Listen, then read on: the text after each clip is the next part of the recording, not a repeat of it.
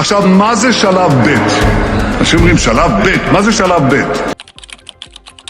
नमस्कार, प्रखर राजपूत को देख रहे हैं आप। और आज तारीख 21 जनवरी साल 2026 और इजराइल, फिलिस्तीन, लेबनान, पाकिस्तान, भारत समेत पूरी दुनिया की खबरों के साथ एक बार फिर से आपके सामने हाजिर हुआ हूं। दोस्तों, इस वीडियो में हम आपको बताएंगे कि इस समय ईरान ने 72 घंटे का अल्टीमेटम दिया और साथ ही इजरायली ताकतों से निपटने के लिए, अमेरिका की ताकतों से निपटने के लिए अब ईरान बहुत जल्द न्यूक्लियर वेपन बना सकता है। और ऐसा क्यों कह रहा हूं, इस वीडियो में आपको डिटेल पता चलेगा। और साथ इस वीडियो में आपको यह भी पता चलेगा कि डेनमार्क के मामले में अब नई सेना उतर चुकी है और इस सेना से अमेरिका को कितना खतरा है, और अमेरिका और रशिया के बीच ग्रीनलैंड के मामले में क्या कुछ नया बवाल निकल के सामने आया, इसको भी हम डिटेल में समझेंगे। और साथ ही इजराइल ने ट्रंप को सीधी धमकी दी है और इस धमकी में इजराइल ने क्या कुछ कहा है, ये बहुत बड़ी अपडेट है, इसको हम डिटेल में जानेंगे। और साथ ही अपने देश में भ्रष्टाचार की क्या सीमा है वो भी हम आपको डिटेल में बताएंगे। यानी यकीन मानिए, आज की जो खबर है बहुत ज़्यादा अहम है, बहुत ज़्यादा इंपॉर्टेंट है। इस वजह से वीडियो को लास्ट तक जरूर देखिएगा। चैनल पर नए हैं तो वीडियो को लाइक करके, चैनल को सब्सक्राइब करके अपना प्यार जरूर दे दीजिएगा। और साथ ही इजराइल और ईरान की इस जंग में आप किसके हक में दुआ करते हैं, कमेंट करके बताइएगा। क्योंकि मैं शुरू से कहता हूं कि आप यहां से और कुछ नहीं कर सकते तो कम से कम दुआ कीजिए। जब मरने के बाद लाइन लगे तो कम से कम आपकी गिनती उसमें हो कि आप खामोशी से जुल्म सहने वालों में से नहीं थे, जुल्म के खिलाफ आवाज उठाने वालों में से थे। तो इस वजह से आप कमेंट करते रहे दोस्तों। तब तक एक एक करके मैं आपको खबरें बताता हूं। और सबसे पहली खबर मैं आपको ईरान की बताऊंगा कि ईरान की पुलिस ने अब 72 घंटे का अल्टीमेटम दिया और कहा है कि 72 घंटे के अंदर अगर जो प्रोटेस्टर है, जो प्रदर्शन कर रहे हैं, उन्होंने सरेंडर नहीं किया और ये दंगे, ये हिंसा नहीं रोकी, क्योंकि अभी भी छुटपुट लेवल पे वहाँ पे हिंसा और दंगे कराने की कोशिश इजराइल, अमेरिका कर रहा, छोटे मोटे लेवल पे भीड़ उग्र हो भी रही है। इस वजह से पुलिस ने साफ तौर पे अल्टीमेटम देते हुए कहा कि 72 घंटे के अंदर अगर सिचुएशन नहीं संभली और 72 घंटे के अंदर जो प्रदर्शनकारी है उन्होंने सरेंडर नहीं किया तो बात बिगड़ जाएगी और हम सख्ती का प्रयोग करेंगे। फिर उस सख्ती के खिलाफ आप लोग ये मत कहिएगा कि ईरान ने गोली चला दी, क्योंकि 72 घंटे का अल्टीमेटम ईरान ने सौंप दिया और साफ तौर पे कहा है कि सरेंडर करो, जो भी बातें हैं उसको सही से रखो, हिंसा करके कुछ नहीं मिलने वाला, इस बात को आवाम याद रखे। खैर, इधर ईरान में प्रोटेस्ट हो रहा है, इधर ईरान के पार्लियामेंट स्पीकर ने बड़ा बयान दिया, आप अपने स्क्रीन पे देख सकते हैं। इन्होंने साफ तौर पे कहा कि जिस हिसाब से लेबनान के अंदर पेजर अटैक हुआ था, अब जो लोग पेजर अटैक के बारे में जानते हैं उनको भी बता दूं, जो पूरा नहीं जानते उनको भी बता दूं, और जो नहीं जानते उनको तो बताना ही है कि लेबनान के अंदर पेजर अटैक हुआ था। लेकिन इस पेजर अटैक में दोस्तों ऐसा नहीं था कि अचानक से पेजर फटने लगे। कई साल पहले ही अमेरिका और इजराइल ने तैयारी कर ली थी, कई साल पहले ही उन पेजरों में बम रख दिया गया था और जब वक्त आया तब इजराइल ने उन बमों को फोड़ा। और सेम तरीके से ईरान के अंदर इन्होंने अपने स्लीपर सेल एक्टिव कर रखे थे और जब सही समय इन्हें लगा, हालांकि कामयाब तो ये नहीं हुए, लेकिन जब इन्हें लगा कि अब कामयाबी मिल सकती है उस दौरान इन्होंने अपने स्लीपर सेलों को एक्टिव किया। और एक्टिव करने के बाद इन्होंने ईरान के अंदर प्रदर्शन करवाए और ये बात ईरान के पार्लियामेंट स्पीकर खुद साफ तौर पे बोल रहे हैं। इधर 72 घंटे का अल्टीमेटम दिया गया, इधर जो है अब प्रदर्शनकारियों के बारे में सटीक जानकारी पार्लियामेंट स्पीकर ने भी दे दी। अब नया कारनामा सुनिए।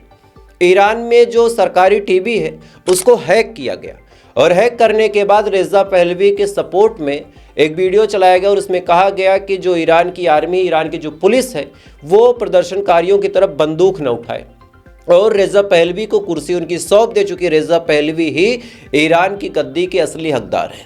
यानी जो हिंसा ईरान रोकने की कोशिश कर रहा, जिस भीड़ को, जिस आवाम को समझाने की कोशिश कर रहा, आज उसको फिर से भड़काने के लिए जो हैकर्स थे उन्होंने ऐसा घटिया काम किया। उन्होंने उस वीडियो के माध्यम से इस कदर भड़काने की कोशिश की कि देखो ईरान की जो आर्मी है किस हिसाब से सख्ती का प्रयोग कर रही है, देखो कैसे मासूम मारे जा रहे हैं, देखो क्या कुछ चल रहा है। ईरान ने भी इसका खंडन किया और जल्द से जल्द हैकरों को पकड़ने की बात की। लेकिन बड़ा सवाल ये है कि क्या ये हैकर ईरान के अंदर से थे या फिर ईरान के ऊपर कोई साइबर अटैक अमेरिका कर रहा है या फिर कोई साइबर अटैक इजराइल कर रहा है या फिर कुछ और है। इसी बीच लगातार ईरान की सिचुएशन को खराब करने की कोशिश अमेरिका, इजराइल कर ही रहे थे, तभी एक न्यूक्लियर साइंटिस्ट ने बड़ा दावा किया है। स्क्रीन पे आप रिपोर्ट देख सकते हैं और इस दावे ने चाहे इजराइल हो और चाहे अमेरिका हो, दोनों की पतलून गीली कर दी है। इस दावे में साफ तौर पे कहा गया है कि ईरान को उकसाने की गलती ना की जाए, नहीं तो ईरान ने तो कसम खाई है कि कुरान की आयतों के खिलाफ है न्यूक्लियर वेपन बनाना। इंसानियत को खत्म करने वाला कोई भी काम ईरान नहीं करेगा, लेकिन अगर उसको मजबूर किया गया तो फिर वो न्यूक्लियर बम बना लेगा, और बहुत जल्द चांस है कि ईरान अब न्यूक्लियर बम बनाएगा। इस वजह से अमेरिका दूर रहे। मतलब बड़ा साफ है कि अब कहीं ना कहीं सिग्नल मिल रहे हैं कि ईरान अपने न्यूक्लियर बम को बनाने की प्रक्रिया को बहुत तेजी के साथ ऑपरेट कर रहा, और अगर एक बार ईरान ने अपना न्यूक्लियर बम बना लिया तो फिर उसके क्या रिजल्ट इजराइल के खिलाफ होंगे, क्या रिजल्ट अमेरिका के खिलाफ होंगे, बताने की जरूरत नहीं है, आप इस चीज को खुद समझ सकते हैं। खैर, इधर प्रदर्शनकारियों से निपटने के लिए इजराइल ने अपनी वासिज फोर्स का इस्तेमाल किया है।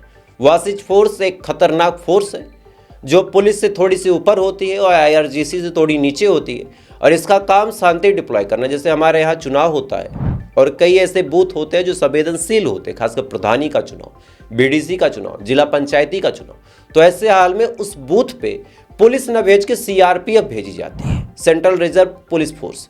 अब CRPF को देख के थोड़ा सा माहौल शांत रहता है, चूंकि CRPF को साफ तौर पे इंस्ट्रक्ट किया गया था है कि भाई कहीं गलती देखो फौरन गोली मार दो, कोई टेंशन की बात नहीं है।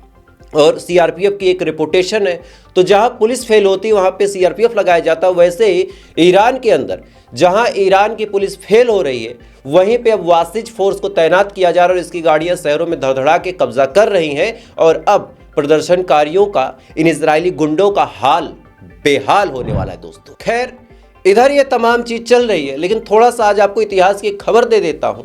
बात कई साल पुरानी है, जोड़ा जाए तो लगभग 20, 40, 41, 43 साल पुरानी। एग्जैक्टली आप जोड़ दीजिएगा और कमेंट करके बता दीजिएगा कितनी साल पुरानी है। बात 1981 की है। 1981 में भी ऐसे ही ईरान फड़फड़ा रहा था और उसके दिमाग में था कि हम ईरान पे कब्जा कर लें। अमेरिका की ये सोच थी। अब अमेरिका की जब ये सोच निकल के सामने आई तो ईरान ने इनके 52 लोगों को पकड़ा था, 52 लोगों को, और 444 दिन यानी 1981 में ही पकड़ लिया था, 1980 में माफ कीजिएगा। और 1981 में 444 दिन बाद जब कई सारे लोग रिक्वेस्ट करते और कहा जाता है कि भैया छोड़ दो, अब अमेरिका ऐसी गलती नहीं करेगा, तो कल की वो तारीख थी 20 जनवरी की, आज 21 से कल की वो तारीख थी 20 जनवरी की, जब 444 दिन बाद इन 52 लोगों को छोड़ा गया था। तो ईरान ऐसा नहीं कि अमेरिका को आज से मार रहा है, पहले भी मार चुका है।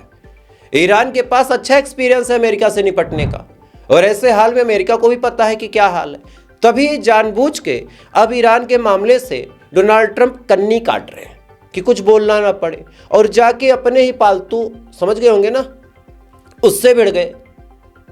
गाजा के पीस बोर्ड के मामले में इन्होंने धमकी दी और कहा कि इजराइल को गुंडागर्दी करने का कोई अधिकार नहीं है, इजराइल को बात माननी पड़ेगी, क्योंकि अब जो शांति का रास्ता है वो अमेरिका से होके ही जाता है।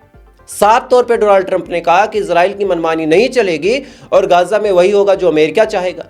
इन्होंने बाकायदा ऑफर दिया, 60 देशों को न्योता दिया और कहा कि $1 बिलियन आप दीजिए और देने के बाद आप ज्वाइन कर लीजिए। अब उसमें कई सारे देश ज्वाइन कर रहे हैं, कई नहीं कर रहे हैं। रशिया ने मना कर दिया, भारत अभी तक शांत है, भारत ने कोई रिस्पॉन्स ही नहीं दिया, लेकिन दुबई अब ज्वाइन कर रहा है। दुबई ने कंफर्म कर दिया है कि वो ज्वाइन करेगा। हालांकि इस ज्वाइनिंग का फायदा कितना होगा, क्या होगा, ये आप खूब समझ सकते हैं कि जिस खेल का मदारी ही ट्रंप हो, उस खेल के नियम कितने सही चलेंगे, कितने गलत चलेंगे, बताने की जरूरत नहीं, इस चीज को आप खूब जान रहे हैं। बहरहाल फ्रांस ने मना किया और कहा कि हम ज्वाइन नहीं करेंगे, तो ऐसे हाल में फ्रांस की वाइन और फ्रांसीसी शराब के ऊपर 200% टैरिफ लगाने का काम किया इस समय डोनाल्ड ट्रंप ने।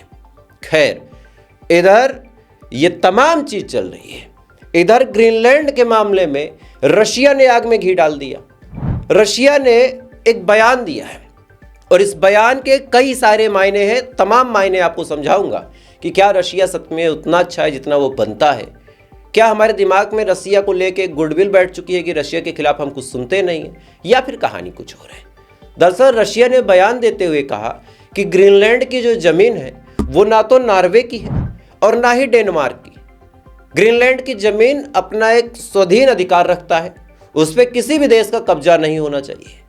मतलब टारगेट तो अमेरिका को किया, लेकिन साफ तौर पे भी बता दिया कि ना डेनमार्क का ये हिस्सा है, ना ही नॉर्वे का है, ना ही किसी और देश का। अब सुनिए, डोनाल्ड ट्रंप के बारे में रशिया ने कहा कि जो बार बार हमारे ऊपर एलिगेशन लगाया जाता है कि रशिया ग्रीनलैंड की ज़मीन को हथियाना चाहता है, हमारा ऐसा कोई इरादा नहीं है और हम इस चीज़ की मुखालफत करते, कड़ी शब्दों में निंदा करते। डोनाल्ड ट्रंप अपना मतलब निकालने के लिए हमारे नाम का इस्तेमाल कर रहे हैं, ये आज रशिया ने कहा। और सेम चीज़ चाइना ने कल बोला था। तो रशिया चाइना ने ये बात क्लियर तो कर दी कि भाई ग्रीनलैंड पे हमारा कोई इरादा नहीं है, ये बस हमें बदनाम करके अपना काम निकाल रहे हैं। अब सुनिए डोनाल्ड ट्रंप ने क्या कहा। डोनाल्ड ट्रंप ने भी सेम बयान दिया और कहा कि ग्रीनलैंड की ज़मीन पे डेनमार्क का कोई कब्जा नहीं होना चाहिए, डेनमार्क का उस पर कोई हक नहीं बनता है। और साफ तौर पे ये अगर देखा जाए तो ग्रीनलैंड की ज़मीन पे 500 साल पहले कोई नाव चली गई थी डेनमार्क की, उसके बाद वापस आ गई और इसी के जस्ट बाद डेनमार्क ने ग्रीनलैंड की ज़मीन को कब्जा करने का ऐलान कर दिया। यानी जो बात रशिया ने बोली वही सेम चीज़ घुमा फिरा के ट्रंप ही बोल रहे हैं। क्या कुछ कहा, थोड़ा सा सुन लें। What do you plan to say to European leaders in Davos when they push back on your Greenland plan? Well, I don't think they're going to push back too much. Look, we have to have it. They have to have this done. They can protect it. Denmark, they're wonderful people. And I know the leaders are very good people, but they don't even go there. And, you know, because the boat went there 500 years ago and then left, that doesn't give you title to property. इस video में Donald Trump की बात आप साफ तौर पे सुन सकते हैं कि जो चीज़ अभी मैंने आपको बताई रशिया के बारे में, सेम चीज़ आज डोनाल्ड ट्रंप ने भी बोल दी। अब सुनिए, इधर तो बोल ही रहे थे, इधर अपने ट्रूथ सोशल पे डोनाल्ड ट्रंप ने एक तस्वीर साझा की जिसमें इन्होंने दिखाया कि कनाडा भी अब अमेरिका का हिस्सा है, वेनेजुएला को इन्होंने कब्जा ही कर लिया और आने वाले टाइम में ग्रीनलैंड भी अमेरिका का होगा। और साफ तौर पे डोनाल्ड ट्रंप ने यह भी कहा है कि चाहे पैसे से चाहे ताकत से, लेकिन ग्रीनलैंड की ज़मीन को हम लेके रहेंगे, उसकी कीमत चाहे जो हो।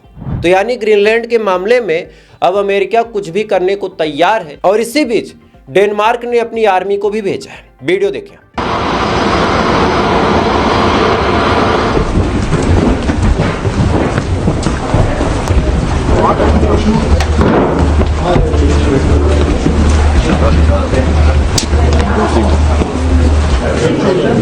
Yes, Jagd. Velkommen til. इस वीडियो में आप साफ तौर पे देख सकते हैं कि डेनमार्क की आर्मी ग्रीनलैंड की हिफाजत के लिए खड़ी हो रही है। हालांकि कुछ आंकड़े मैंने आपको पहले बताए थे कि बाकी देश कितने सीरियस है, लेकिन हाँ, डेनमार्क अब ग्रीनलैंड को बचाने के लिए सीरियस है, अपनी आर्मी को डिप्लॉय कर रहा है। लेकिन सवाल यही है कि क्या डेनमार्क की आर्मी में इतनी कैपेबिलिटी है कि वो अमेरिका का मुकाबला कर सके? चूँकि सवाल बड़ा सिंपल है कि भाई जब ताकत ही नहीं है तो आप लड़के भी क्या ही पाओगे। और क्या यूरोपियन यूनियन और नाटो देश सच में ग्रीनलैंड का सपोर्ट करेंगे या फिर कागजी बयान, जैसे गाजा के मामले पे कई सारे देशों ने कागजी बयान दिया, पाकिस्तान ने कहा, सऊदी ने कहा, तुर्की ने बहुत कुछ कहा था, लेकिन किया तो किसी ने कुछ नहीं, गाजा बर्बाद हो गया। तो क्या ग्रीनलैंड को भी बर्बाद होने दिया जाएगा बस बयान दे के? ये एक बहुत अहम मुद्दा होगा और आने वाले टाइम में ये चीज़ बहुत कुछ डिसाइड कर देगा। लेकिन इसी बीच बेंजामिन नेतन्याहू ने 3 मेजर काम किए हैं और तीनों ही आपको बता देता हूँ। सबसे पहले UNRWA की जितनी बिल्डिंगें थी जेरूसलम के आसपास, जिसके बारे में मैंने आपको सुबह भी बताया था कि उनको गिराया जा रहा, अब उसका वीडियो निकल के सामने आ रहा है। वीडियो में आप साफ तौर पे भी देखेंगे किस हिसाब से बुलडोजर के माध्यम से UNRWA की जितने ऑफिस है सबको जमींदोज किया जा रहा है और ये वीडियो सोशल मीडिया पे तेजी के साथ वायरल हो रहा। वीडियो देखें।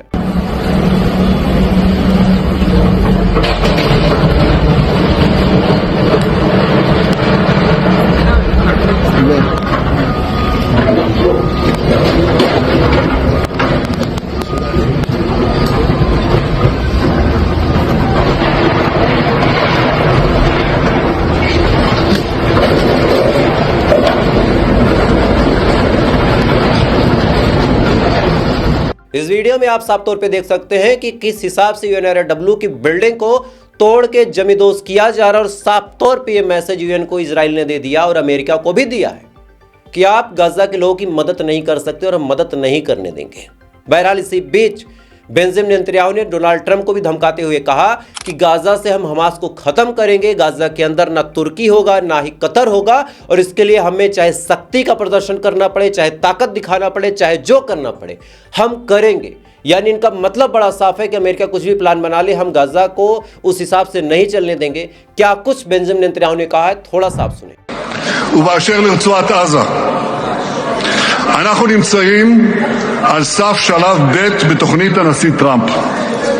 צה"ל, להזכירכם, אוחז מעמדת כוח ב-53% משטחי הרצועה.